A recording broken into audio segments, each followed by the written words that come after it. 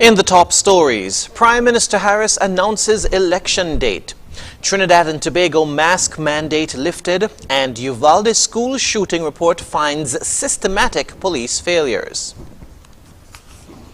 Hello and welcome to the ZIZ Midday Newscast. Today is Monday, the 18th of July, 2022. I'm Jason Davis. Nationally, Prime Minister Dr. the Honorable Timothy Harris has announced Friday, August 5 as the date for the 2022 general elections. He made the announcement during the People's Labour Party campaign launch on Sunday night in Tabernacle.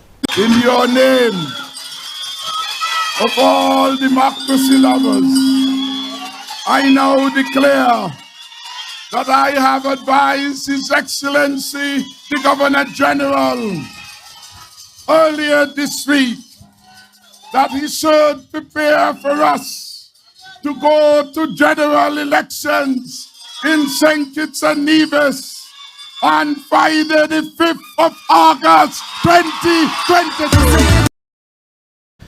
Against the backdrop of fireworks and cheers from his supporters, Dr. Harris also announced that Tuesday, the 26th of July, will be nomination day.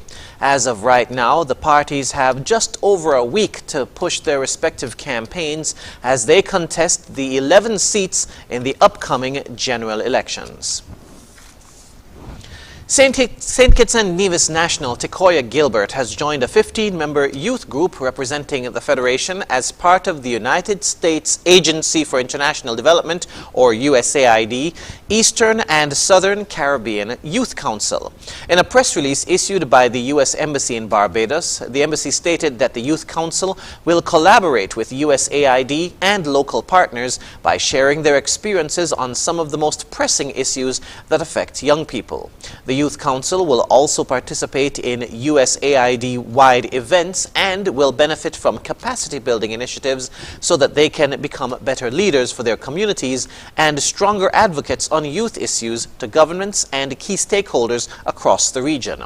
Members of the Youth Council will serve for a period of 1 year. The group is comprised of underrepresented individuals from local communities and civil societies, including women, non-majority and indigenous communities, and other voices with less access to decision makers.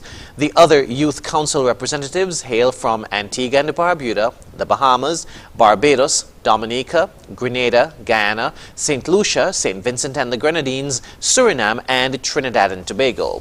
There will also be representation from the Caribbean Youth Environment Network, the CARICOM Youth Ambassador Corps, youth detention facilities, and other regional youth organizations. In other news, the Rotary Club of Layamiga has condemned the act of environmental vandalism along the Newtown Bay Road Boulevard. In a press release issued on Sunday, the club said that they have recently noticed the painting of some areas of the seawall and the palm trees.